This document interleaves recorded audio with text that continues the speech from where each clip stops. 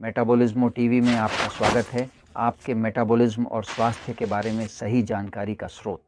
मैं Frank Suarez हूँ, मोटापा और मेटाबॉलिज्म के विशेषज्ञ। मुझे आपसे बात करनी है क्योंकि मुझे मेटाबॉलिज्म टीवी पर पत्थरी के बारे में पूछा गया है। पिछले कुछ एपिसोड में मैंने गुर्दे में पत्थरी के बारे में बात की थी, जो अलग होती हैं, लेकिन अब हम बात करेंगे पित्ताशय में पत्थरी की। ये कैसी होती है और आप उन्हें वहाँ से निकालने के लिए क्या कर सकते हैं ताकि आपको ऑपरेशन करने और पित्ताशय को निकालने की ज़रूरत ना हो। मैं थोड़ी देर के लिए बोर्ड के पास जा रहा हूँ, ध्यान दें। कुछ लोगों को पत्थरी की समस्या होती है, लेकिन मैं पहले आपको बताना चाहता हूँ कि पत्थरी वेसिकल में कहाँ से आती है। चलो शुरू करते हैं। सही कहें मनुष्य शरीर, सही कहें आपके दाहिने तरफ आपके पास यकृत होता है, जो आपके शरीर के लिए बहुत महत्वपूर्ण है। लिवर पेट के साथ सबसे महत्वपूर्ण अंग है, जो यहाँ है, पेट के बाएं ओर, पेट के दाएं ओर है। इसकी महत्वता कोई भी नहीं छोड़ सकता।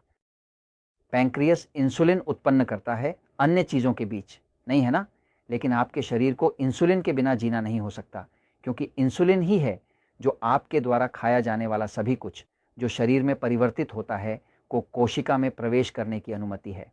इंसुलिन जैसे दरवाजे की चाबी होती है ताकि पोषक तत्वों को सेल में प्रवेश करने और पोषित करने के लिए जीवित रह सकें। अब यहाँ जो लिवर है वह एक बहुत महत्वपूर्ण अंग है। ये त्वचा के बाद शरीर का सबसे बड़ा अंग है ना। ये एक अंग है जो 500 से अधिक क्रियाएं करता है और ग्लूकोजा को नियंत्रित करता है। यानी थायराइड और ग्लूकोज दोनों को लिवर में नियंत्रित किया जाता है। कुछ लोगों के लिए यह एक नई जानकारी हो सकती है कि थायराइड का संबंध लिवर से होता है, लेकिन हम इसे दूसरे एपिसोड में देखेंगे। अब अभी तक जो महत्वपूर्ण है कि आपको पता हो कि पित्तशय में पत्थर एक समस्या है जो व्यक्ति को बहुत होने लगती है, खासकर जब व्यक्ति को मोटापे की समस्या होने लगती है। ये समस्या व्यक्ति को बहुत परेशान कर सकती है और उन्हें इलाज की आवश्यकता हो सकती है। इस बात को साबित किया जा सकता है कि यहाँ लिवर आंत और आंत चलती है। क्या यह सही है? क्या यह ऐसे घूमता है? आंत में पाचन होता है, आंत्र में पाचन होता है। अब उस आंत में, यह एक आंत का टुकड़ा है, उस आंत में खाद्य पदार्थ यहाँ से जाते हैं, कहें तो ऊपर से नीचे, और सोखना दीवार के माध्यम से होता है। उस आंत की दीवार से पोषक तत्वों का अवशोषण होता है। जब तक भोजन यहाँ पूरा है और सही ढंग से इसे शरीर द्वारा अवशोषित नहीं किया गया है, तब तक शरीर इसका उपयोग नहीं कर सकता। एक सही पचन और शोषण का हिस्सा होने के लिए पेट में ऊपर यहाँ एक पाचन एंजाइम उत्पन्न होता है, जिसे एमिलेसा, पैंक्रेलिपेसा, लिपेसा और विभिन्न भी कहा जाता है, और यह खाद्य पचाने के लिए हाइड्रोक्लोरिक एसिड भी उत्पन्न करता है। अब जब भोजन आंत के नीचे जाता है तो यहाँ पास में लिवर होगा और लिवर के साथ एक थैली चिपकी होती है। वह हरे रंग के एक तरल पदार्थ से भरे हुए थैले में है, जिन्हें बाइलस कहते हैं, बाइलस।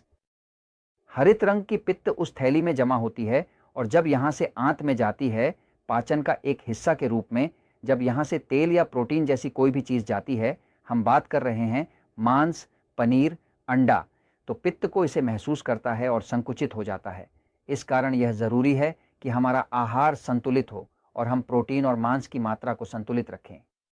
जब यह संकुचित होता है तो एक छोटी पित्त की बूंद अंदर चली जाती है, जो वसा और प्रोटीन को पचाने में मदद करती है और शरीर को ऊर्जा प्रदान करती है। उदाहरण के लिए, कार्बोहाइड्रेट्स बाइल्स का उपयोग नहीं करते हैं, लेकिन क्या वसा और प्रोटीन करते हैं? हाँ, क्या? जो मोटापे वाले थोड़े मोटे होते हैं, उनके गैल ब्लैडर में पत्थरी होना आम है। कुछ लोग सोचते हैं कि मेरे गैल ब्लैडर में पत्थरी क्यों बनती है और उन्हें बार बार काटना पड़ता है। नहीं, क्योंकि वे पत्थरी से बंद हो जाते हैं। अंदर की पित्तशय, सही है ना। ये नल इसलिए है जिसमें दूसरा छोटा निकासी होता है जो आंत में जाता है, सही है ना। ये पत्थरों से भर जाता है और वे पत्थर इतने बड़े होते हैं कि वे उस नली से गुजरने में असमर्थ हो जाते हैं जो इसे आंत से जोड़ती है, और इतना दर्द देता है कि अक्सर आपको आना पड़ता है। नहीं, डॉक्टरों को कभी कभी यह नहीं पता होता कि इसे कैसे हल करें, क्योंकि यह सूजा हो जाता है और एक पत्थर यहाँ आंत की ओर निकलने के लिए बसा होता है।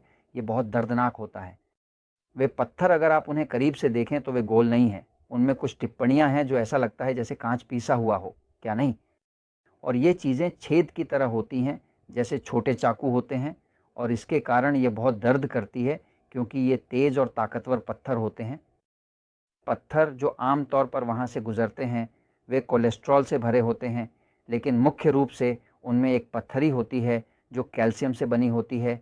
ये बिलिस कैल्सिफाइड होती है। ये पत्थर कैल्शियम से बने होते हैं और कोलेस्ट्रॉल से भरे होते हैं। ये वास्तव में एक अम्ल है जो उपयोग की कमी के कारण बदबूदार हो गया है। गैल ब्लैडर में पत्थरों को बहुत होता है। जो लोग अधिक मात्रा में कार्बोहाइड्रेट खाते हैं, जिसे हम पुस्तक में रिफाइंड कार्बोहाइड्रेट कहते हैं, जिसे हम पुस्तक में मेटाबॉलिज्म की शक्ति कहते हैं, जिसे हम खाद्य प्रकार ई कहते हैं, जो खाद्य प्रकार हैं जो मोटा करते हैं, खाद्य प्रकार ई जिन्हें मधुमेह की पुस्तक में मधुमेह नियंत्रण के दुश्मन खाद्य पदार्थ कहा जाता है, नहीं तो वे खाद्य पदार्थ, हम रोटी, आटा, चावल, आलू, मिठाई, चॉकलेट की बात कर रहे हैं, ये खाद्य पदार्थ है जो हमारे शरीर को बाइलस को बढ़ावा देते हैं, जो कि व्यक्ति ज़्यादा प्रोटीन नहीं खाता है, न ही ज़्यादा चर्बी खाता है। इसके अलावा आम डाइट जो वहाँ से सिफारिश की जा रही है, जो कि कैलोरी कम और चर्बी कम होती है, तो व्यक्ति अधिक कार्बोहाइड्रेट खाने के बाद खाना खत्म कर देता है। इसलिए व्यक्ति अपने आहार में सही संतुलन को बनाए रखना चाहिए। अर्थात 1980 से शुरू हुए कैलोरी कम, फैट कम आहार को प्रमोट करने के बाद ही मोटापा और मधुमेह में वृद्धि की कुर्वा बढ़ गई, क्योंकि उन्होंने कार्बोहाइड्रेट की जगह फैट और प्रोटीन को बदल दिया। तो लोग बहुत सारे कार्बोहाइड्रेट, बहुत सारा अनाज, बहुत सारा आटा, बहुत सारा चावल, बहुत सारी मक्की की रोटी खाने लगे। क्यों? क्योंकि वे चर्बी से बचना चाहते हैं, प्रोटीन से बचना चाहते हैं, और ये कैलोरी में कम होने के कारण इसलिए सब लोग खाने में सूअर की तरह कई कार्बोहाइड्रेट्स खाने लगे हैं। क्या हो रहा है? इससे बहुत से लोगों को पित्ताशय में समस्याएं होने लगी हैं। पित्ताशय को इसलिए पित्ताशय कहा जाता है क्योंकि इसमें पित्त होता है। पित्ताशय शरीर के एक महत्वपूर्ण अंग है। जब पित्ताशय आमतौर पर उपयोग नहीं होता है तो यह समस्या उत्पन्न हो सकती है। जंग होते ही पत्थर निकलते हैं, वे बड़े हो जाते हैं, बाहर नहीं निकल सकते। जब वे बाहर निकलने की कोशिश करते हैं, दर्द होता है और लोग पित्ताशय काट देते हैं। क्या? यदि आप उच्च कार्बोहाइड्रेट आहार लेने के बाद अब 3-1 आहार ले रहे हैं, जो मेटाबॉलिज्म की शक्ति और डायबिटीज सिन प्रॉब्लम्स पुस्तकों में सिफारिश की जाती है, तो वहां से पत्थरों को निकालने का एक तरीका है जिससे आपको ऑपरेशन करवाने की आवश्यकता नहीं होगी। मैं आपको दिखाऊंगा, ध्यान दें। यहाँ मैं आपको दिखाऊंगा, चलिए देखते हैं, ध्यान दें। rebazar.com की वेबसाइट पर, जिसे मेक्सिको में naturalslim.com.mx के रूप में भी देखा जाएगा, इस साइट पर आप यहाँ देखेंगे एक क्षेत्र है जहाँ कहा गया है केनेसोमोस। यदि आप अपनी पित्तशय की पथरी को निकालना चाहते हैं ताकि आपको ऑपरेशन से बचाया जा सके, तो एक तरीका है जिसे लिवर की सफाई कहा जाता है। आप साइट पर जाते हैं और यहाँ देखते हैं कि हम कौन हैं, और यहाँ आपको खोजना होगा कि खोजने के लिए यहाँ दिया गया है। जब आप खोजने के लिए यहाँ दबाते हैं तो यहाँ आपको विभिन्न लेख मिलेंगे, और वहाँ एक विशेष लेख है जिसका नाम है लिवर की सफाई। हाँ, यहाँ आपको लिवर की सफाई के बारे में विस्तृत जानकारी मिलेगी। ठीक है, इसलिए आपको जानने के लिए यहाँ दिए गए लेख पढ़ने का एक बड़ा मौका है। यकृत की सफाई में आपको एक विशिष्ट सूत्र देखने को मिलेगा जिसमें आपको अपने यकृत को साफ करने के निर्देश मिलेंगे। जब आप यकृत को साफ करेंगे तो आप देखेंगे कि हजारों पत्थर निकलते हैं। ये बहुत अद्भुत है, क्योंकि इसे शनिवार और रविवार के रूप में करना होता है, क्योंकि इसमें हिगुएरा का नमक होता है जो मैग्नीशियम सल्फेट होता है। मैग्नीशियम इसे दस्त की तरह बनाता है। इसमें जैतून का तेल उपयोग किया जाता है जो स्नेहन करने के लिए होता है, ताकि वे पत्थर वहाँ से बाहर निकल सकें, और ताजगी नींबू का रस उपयोग किया जाता है। ये एक पत्थरों को तोड़ने वाली एक पदार्थ है। हम यहाँ इप्सम सॉल्ट के बीच, जैसा कि हम इसे यहाँ बुलाते हैं, जानना चाहेंगे कि स्पेनिश में इसे क्या कहते हैं। सल्दीगुड़ा, सही। नमक, जैतून का तेल और ग्रेप फ्रूट रस, इन तीनों चीज़ों का स्वाद बहुत ख़राब होता है, लेकिन मुझे आपको बताना चाहता हूँ, परिणाम बहुत अच्छा होता है। ऐसा करें तो जल्दी से बाथरूम में जाएं और हज़ारों हरे पत्थर निकलेंगे। वे कठोर होते हैं, और अगर फ्लैशलाइट के साथ रखें तो शौचालय में हज़ारों पत्थरों को तैरते हुए देखेंगे। क्या? यह अद्भुत है। पहली बार यह करने पर आप 100 या 150 पत्थर छोड़ सकते हैं। दूसरी बार 6 महीने बाद आप अधिक भी निकल सकते हैं, 300 या 400 निकलते हैं। बहुत से लोग पित्तशय सर्जरी से बच गए क्योंकि वहाँ से सभी पत्थरों को निकाल लिया। यह आपको वज़न कम करने में मदद करता है, यह आपको पित्तशय समस्याओं से बचाने में मदद करता है।